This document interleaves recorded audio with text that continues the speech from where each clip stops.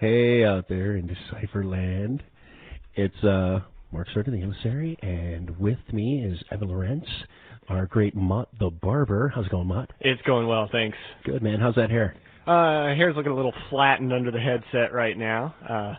Actually, I'm due for a trim myself. Who barbers the barber, man?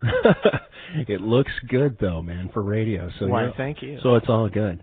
But we have a lot to talk about today, man. No kidding, man. All kinds of things going on this week. There's been a lot of rumors flying about rules of acquisition. Absolutely.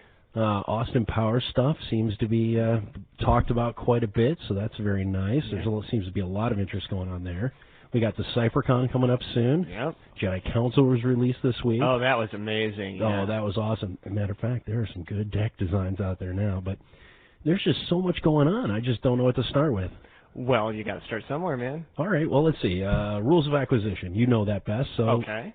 Tell me a little bit about what you've seen so far about rules of acquisition. Well, those who've been watching the boards know that a lot of leaks have been getting out suddenly about the card list, and so it's been really exciting to see people making their guesses and putting out their theories about what's going to be on that list, because there's a lot of surprises, some things coming from later episodes in the show. It's going to be cool. I was adding to that a little bit on the bulletin board yesterday. I just love, poke it with a stick, get it going real good. Yes, so, you fiend, you. Rumors are always so much fun to deal with. But tell us about some things that you know of that are going to be in rules of acquisition. Well, one thing is the dilemmas in this set are just hot. There's a couple of new Chula dilemmas, and those of you who are fans of Tim's work there know that Chulas can be some nasty things. There's also a lot of really vicious walls going on in this set. A couple of favorites of mine, we've got In the Pale Moonlight, and we've got Scientific Method, and those are some beefy wall dilemmas that people are going to just really latch onto quickly. So are we going to see any Ferengi? We might see a Ferengi or two. Just one or two, yeah. Not a whole lot. No. Cool. What about the other affiliations, man? The other affiliations all get some, they get a lot more than the Ferengi. No, we're kidding. Actually, this set is loaded with Ferengi. There's 35 or so Ferengi in there. They take up easily almost a third of the set. However, the good news is that most of the other affiliations get some good stuff, too. Of course, we've shown a lot of those as part of the cards that we're going to give to the 12 finalists at the Worlds. You've got Deus in there, some big bonuses for using your Jem'Hadar. You've got Lamech and Marg, and there's just all kinds of great cards for all the affiliations. So on the 12 cards that we just put up, that now each one of the finalists for the World Championships is going to be getting one of each of those cards. That's correct. And so far, the things that I've heard are awesome because of the fact that a lot of the cheese, a lot of those decks that people have really hated playing with or even against, will probably end up being eliminated, we hope, with these 12 cards. Yeah, well, we're hoping that basically it's going to regulate that. It's going to bring it into a balance, because each one of those strategies that's on those cards, like Writ of Accountability and It's Only a Game, they're very, very powerful strategies where you have a very good chance of winning 100-0. And so it should carry with it the risk that every once in a while you'll also lose 100-0. And so that's sort of what's going on there. Yeah, I've heard a lot about Writ of Accountability and the wording on that. It seemed a little interesting because usually you see cards and, it's minus this amount or, you get a little bonus here and there, but this one, lose the game, so that was really interesting. Yeah, well, it's really not the first time that we've done something like that. I mean, Davidian Door has that penalty where if you don't show the door, you lose the game. So, this isn't brand new, but it's really a surprise for a lot of players that figured, they feel like it's a very strong penalty, but again, that penalty is proportionate to the benefit that you stand to gain. So, are we going to see some of the rule of acquisition at DecipherCon? We're working on track to get rules of acquisition pre-released at DecipherCon. We're still hoping. No guarantees yet, but we're going to move everything we can to get it there. Come on, man. I know you've been talking to Bill. What about release date? Release date? I can't talk release date, man. I want it. It's going to be soon. See, I'm trying here, people. I'm trying to get the information we all want. No. Come on, any guesses? I'll lay down a bet. How about we have it by the end of November? November, 24th, I think, is a Wednesday. That would be my birthday, so that would be a good deal for me. Cool.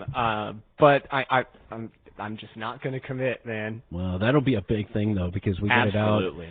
It'll be 5 years for Star Trek. Absolutely, yeah, 5 years. Which is a really big deal for all of us, because this game has gone on for 5 years, and as the way it looks, it could go on for 5 more. So. Easily. We've got some big plans coming for Star Trek. We're hoping to make some announcements at DecipherCon about the next stage for Star Trek, but it's still got a long life ahead of it. Yeah, Star Trek's got so much going for it right now, and I really think that Rules of Acquisition is going to add so much more to it. I think a lot of people are looking to play those Ferengi and maybe try something a little bit different. I think when the board were introduced, it added a new element because you played in a different way with the same game, and I think the Ferengi are going to bring a little taste of that as well. Yeah, the Ferengi are definitely mischievous. I mean, they do still have missions that they attempt, but the storylines of those missions are nothing like what the existing game has. I mean, if you're playing Federation, it's all about making treaties and being nice to everybody, and the Ferengi go out. Root beer. Yeah, the root beer is all bubbly and cloying, just like the Feds. But no, the Ferengi are all about, I'm going to purchase that moon. I'm going to go run some guns. They really get out there, and they're about acquiring, they're about profit, and all of their missions reflect that. That'll be cool. Anything else going on for Star Trek that you're aware of? Well, of course, we got the second anthology, and we put the spoiler for that up this week, and that should be coming out roughly around the same time as Rule of Acquisition, maybe a little bit later, but those have got some hot-looking cards I there, want too. Sloan. I know you do. I've got this commandeering deck going on, man, and if I could put Sloan anywhere I want, I'd just commandeer a ship. All of you out there need to know that Marcus comes up to me every day and wants to know when he's going to get his hands on his Sloan card. I just have to modify this commandeering deck. I got to get it running. So I played it a little bit when I was in Germany and realized, what am I doing? I'm playing this all wrong, and I'm going to make a modification. I think I'm going to be playing in a tournament this weekend, so we'll see how much better it does. Good deal. I'm going to play in that tournament, too, so the two of us are going to have some fun this Saturday. You going to play Borg? I'm thinking about playing Borg. I'm known for playing Borg, so there would kind of be no surprises there, but you never know. Come on, man. Play all non-aligned. Oh, yeah, there you go. Completely off the wall, something completely strange. That would be my Bajoran deck. Oh, no. No. Hey, that's cool. Anything else, man, that you're aware of coming out for Star Trek? Well, we still got some announcements coming up in the pike. I mean, there's a lot of really cool stuff that I can't talk about yet, but hopefully at DecipherCon we're going to be able to tell you where Star Trek is going next. See, I'm trying. I'm still trying. Later on the show, I'll try again. But anyway, hey, speaking of DecipherCon's coming up November 11th through the 14th. That's right. It's down at the Cavalier Hotel in Virginia Beach. I was just there this morning. It's going to be a great setup. We have just about every room in this hotel for ourselves. It's going to be huge. Oh, it's gigantic. We got games going on 24 hours a day. We got some Japanese tournaments going on. For Star Wars, we've got our Iron Man tournaments, which has gotten quite a bit of conversation recently. Yeah, people are a little bit nervous about tearing up their cards, but, you wouldn't be. You know what, if I could take that moment off and go play, I have enough common cards that I think I could play in that tournament. Absolutely. And, not even shed a tear. So even then, though, I think it'd be more fun to be that one guy with the guts to play, those rare cards and be willing to risk it. It'll be most interesting, and there's just so many tournaments going on. I just can't stand it. All kinds of sealed deck tournaments going on. Hopefully a Rules of Acquisition pre-release. Yep. Hopefully we'll see some second anthology there. Hopefully we'll see some new stuff for Star Wars. We got a pre-release for Star Wars as well, don't we? There is going to be more Enhanced Cloud City pre-release there. I know that some of that was done in Essen, but this is going to be the first taste for people over here in America. So that'll be a lot of fun, too. And, of course, everybody traveling to DecipherCon from other areas of the world. Yeah, no doubt. And for Young Jedi, we've got the Young Jedi Open World Championship, so that's going to be great. Yeah, that's going to be a very interesting tournament to watch, because I know one thing that Jedi Council has done is it only doubled the number of cards available, but it easily tripled the strategic complexity of that game. Agreed. Now you've got to choose what locations you're going to focus on, and you've got more than one choice, even on one planet where you're going to be. Yep. It just made that game so much more of a challenge, and a fun one, too, that it's really going to take some skills to win that Young Jedi tournament. I've built a couple of decks for it so far, and it's hard to decide whether or not I should focus it or whether or not I should spread them out to cover more area. But I saw this one tank deck that had the Federation trade. Yeah, the new tank is beefy. Oh man! And that's a different dot color. So you get the tank from the first set. You get this tank from from Jedi Council. You put it together with the tank cannon. And you put it together with open fire. And it's amazing the power that deck has. Yeah. And on the light side, you got Queen Amidala. Oh, the Amidala Handmaiden deck is amazing. But there's all kinds of decks. I beefed up my Battle Droid deck, and it's done fairly well. And the Anakin deck still seems to be very prevalent. And now you've got a new Anakin to deal with for Coruscant. So I mean, you can just roll with all of these decks. Yeah, there's so many new choices open to you that game is just coming alive for me again. I'm really, really excited to see that. And the amount of color that you see in the decks now, too. It's not so much yellow. Yes. Now you've got this spread of colors, so it's really interesting to watch. But, yeah, so all that stuff's going to be going on at DecipherCon. We also got, of course, our World Championships for Star Wars and Star Trek, which are going to be big highlight events for us. We have our Team Championships. Any other events that you're aware of? Well, we got the invitationals are a huge deal. We're going to have these special invitational tournaments that are for players only above a certain ranking. That's 1,800 for Star Wars and 1,700 for Star Trek. And there's going to be major prizes given out for those tournaments. That's going to be a very elite crowd. It's going to be very interesting to see those top people go at it. So. Yes. It's going to be a very nice competition, and I know a lot of even for the Team World Championships, it's going to be a big deal for us too. And I know a lot of the people that are competing in the World Championships can't wait for Sunday to come along. So the World Championships will be over, that stressor will be off their mind, and they can get right into this team event. Yeah. And even when I was in Germany, I know some people that are coming over from there just to come play in that team event. Absolutely. So it's going to be great fun. And in all, there's over a dozen different types of tournaments being offered that are exclusive to this con, things we've never run before, like we've got Galactic Supremacy for Star Trek, where you're going to be playing on behalf of your affiliation. You and everybody else at that tournament playing your affiliation are going to be a team together, and that's going to be hot. That's going to be great to get people together and get them hooting and hollering. Yes. You know, it's going to be awesome. What about Iron Man? Ryan is entered in. And, of course, our great engineer Ryan jumps in because obviously he wasn't listening, but we already spoke about Iron Man, but that is going to be a lot of fun.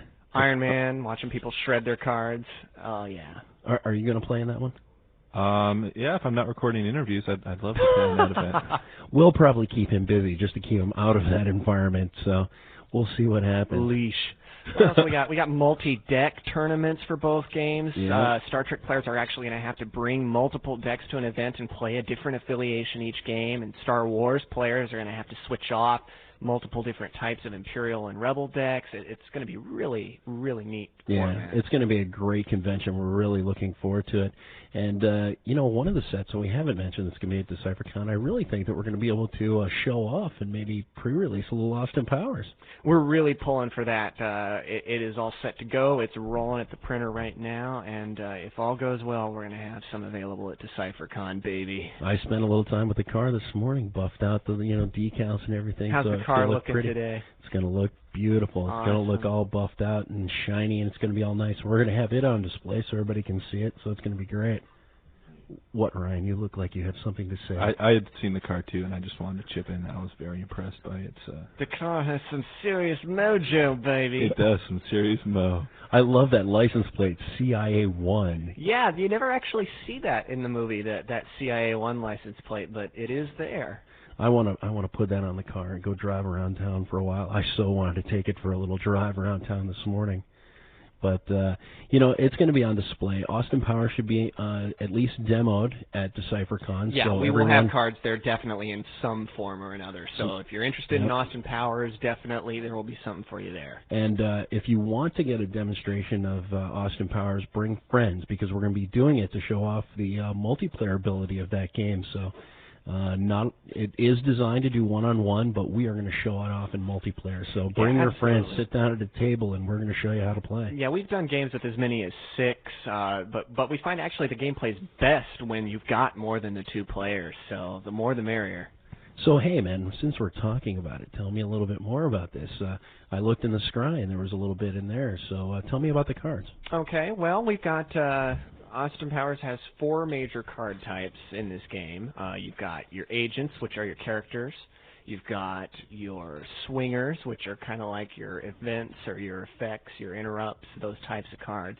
You've got your frickin' bones, which are kind of similar to battle cards in YJ, but when you need some help from another player, they got to throw you a frickin' bone, man. Very nice. And finally, there's happenings, and that's really hard to compare. It's unlike anything we have in any of our existing games. It's a spoons type of thing. Got you last. So there's only like 4 card types in this whole set. That's it. Wow. Kind of a refreshing change for those who are looking for an easier game to get into. There's only 4 things you got to learn there. That's very nice. I've been getting a lot of questions about it, and let me reiterate for everyone so they hear me. But this game is really designed to have fun. The game is designed to bring your friends together and have a good time and play this. This is not necessarily a competitive game. Not at all. This game is all about saying the lines from the movie. It's about joking about things that you saw in the movie. It's about innuendo. It's about all that stuff that you dare not say at certain moments. But in this game, you're constantly going, so it's awesome. It is customizable, so there is elements of, what do I put in my deck? Do I want to do this kind of deck or that kind of deck? But really, when you get down to it, it's all just about fun and laughing and having a good time with friends. And it, really captures the craziness and towing the line elements of the movie. Yeah, when I put together my first deck, the whole thing that I focused on was putting different cards in my deck. I didn't necessarily want to put multiple copies of the same card because you want to say different lines. You want you want to experience so much of that movie, and you can only say "oh baby" 100 times and be done. But when you're repeating, get in my belly and all these other things, on and on and on and on. And Ryan, you know what?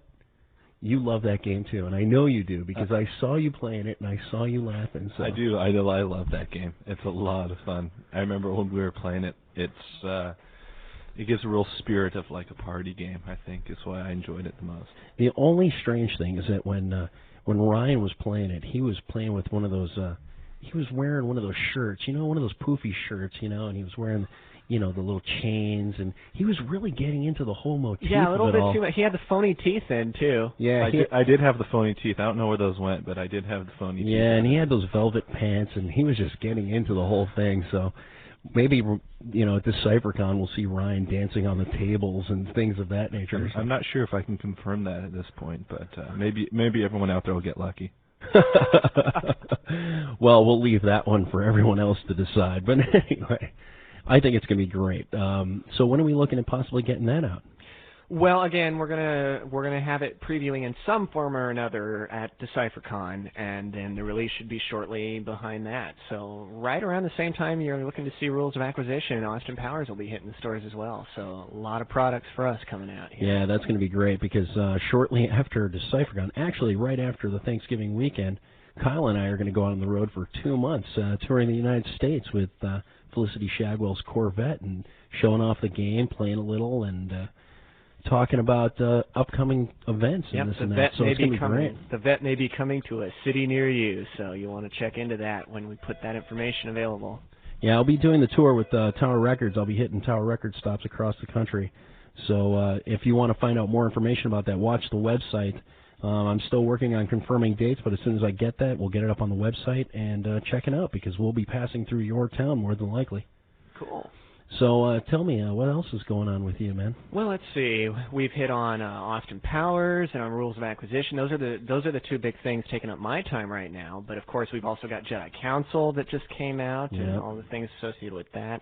And then the Star Wars players, they've got all kinds of the enhanced Cloud City action to talk about now because those cards have hit. Did you see those cards? I did, actually. That IG-88 with the riot gun. Oh my God, that beefy. thing is beefy. It is definitely, that thing is a monster. But you know what impressed me the most was Dengar. Yeah? Dengar in that, which ship is that, Ryan? Come on, you're the expert on this. What's that? Dengar's ship. Dengar, isn't he the punishing one? The punishing one, that's right. Because he draws some massive destiny in a battle in space, doesn't he? Absolutely. Yeah, I'm going to be putting him in my deck. Yeah, he's a monster. So I'm really looking forward to those cards being put out so that I can start playing with them in tournaments. So that's going to be great. Hey, Ryan, you know anything else about that Enhanced Cloud City product? I know you've been playing it a lot lately. Yeah, I know that there's some cards in there. I think they're all been released, haven't they, on the website? Yeah, yeah. We did the pre-release in Germany. It was great. Definitely looking forward to the anti-revolution card for the dark side, the effect. Plus, you get what is it? It has an anti-Clash of Sabers thing in it, I think, that lets you cancel that card, because that card was always pretty mean in the environment. I'll be looking forward to, I believe it's Forlon, doesn't he, that cancels the character's game text? Yeah. He's so all those people out there that love playing with the multi-EPP decks. Yeah, we pre-released all of that in Germany. It was great. I believe that all the players liked it. Of course, they were speaking German. I don't understand German, and they all seemed to have smiles on their faces, so I believe they enjoyed it. I mean, they must have, because there were 80-some-odd players at this tournament, the pre-release, so they were obviously looking forward to it, and I think it was great fun for everyone. And but we just came back from Essen, had a great turnout there for the whole event. All the tournaments were very popular. We probably didn't have enough space for everyone, matter of fact. And everyone was asking about Austin Powers. Everybody was asking about Jedi Council and ECC and all of this stuff. So I think it's great. I think everybody's having a great time. So anyway, I think with that, I think we're going to be heading out. We need to get back to work, man, because we got a lot of work to do to get ready for DecipherCon. Yeah, obviously we've got about 5 products to put out here for that. We've got a lot of information to still get out. We have a lot of things to prepare for, because only in about a week. 2 weeks? You got a little more time than that, but 2 weeks. 2 weeks. It feels like only a week. Yeah. But in about 2 weeks, Evan's going to be judging the Star Trek World Championship. I'll be running around like a madman, making sure that all the tables are set and this and that, helping out Kendrick. And Ryan will probably be locked in a closet somewhere. So more than likely, I wanted to chip in here at the last minute and say, for those of you that haven't pre-registered, you need to do that by Sunday, since I'm in charge of that whole area on the web. Make sure you pre-register. Sunday's the last day to do that online. Where do they have to go on the website in order to pre-reg? The online spot, if they go to our homepage, there's a DecipherCon banner, and if they click on that, it'll take them to the main DecipherCon area. And once you get there, there'll be a little box that has DecipherCon news links, and inside that, there should be something that says register for DecipherCon. So what's the cost for the weekend? There's also a thing underneath right underneath the DecipherCon main header. There's a little area that is darker blue, and you can click on register online. Cool. How much is it for the weekend? Pre-registration is $10 for the whole weekend if you pre-register. Otherwise, it's $20 at the door. And if you pay at the door, you can also get day passes for $10 each as well. Hey, what's going on with the Sebulba cards? You do. You get a free Sebulba card if you pre-register by this Sunday by midnight. You'll get a free Sebulba card. That would be the foil Sebulba. The foil Sebulba card that we just got in. In fact, I had those on my desk here. Yeah, we gave some of those to Bruce. Bruce is loving those because he's going to start they're sending them out. They're right in front of me. Hey, give me that Anakin. You can have both that. Both the Anakin That's for and me. the Sebulba foil. That is Shiny. awesome. What do you think, huh? So very nice. Those are pretty nice. Yeah, Bruce is going to start sending out the Sebulba foils out to tournaments. So this they're is going one to of have the few that. Anakins I've ever seen, though, huh? Anakin foils. Haven't seen too many of these around. No, there isn't very many of these. Anakin looks really nice, though. The way they foiled that his eyepiece and everything. That's awesome. Yeah, he's pretty rad. So those cards are going out now for all those who send in their Jedi points. And if you haven't sent in your Jedi points, hurry up and get them in so you can get your Anakin foil because it looks great. And I'm still trying to coerce Carol into giving me some for my deck. We'll see what happens. Pretty please. But cough up your 1,000 Jedi points, emissary. Yeah, I know. Okay, I'll go get some more. Open them up. Here's my 1,000 points. But, yeah, it's awesome. And I think tonight I need to open up some packs. How about you? Oh, let's go do it, man. You want to what do you want to open up, man? Let's open up some rules of acquisition. Right. Just kidding. No, actually, that's cruel of you. Actually, you know what I need? I need some more stuff out of Blaze. So do I. I'm thinking outgunned, right? Yeah, I need some more outgunned. That thing's cool. So maybe we'll do that tonight. But I think on that note, I think we're going to have to head out of here. Yep, we're going to go open packs. We got to open up some packs, and we've got a lot of busy work to do. So anyway, I hope everyone out there in Decipherland is doing good, because we are doing good here. We have got so much going on. Watch the website for all the updates, and I'd like to thank Evan again for helping me out today. and Ryan for butting in when necessary. You're always welcome, Marcus. Thanks, Ryan. Anyway, hope everyone's good, and have a good weekend. Take it easy.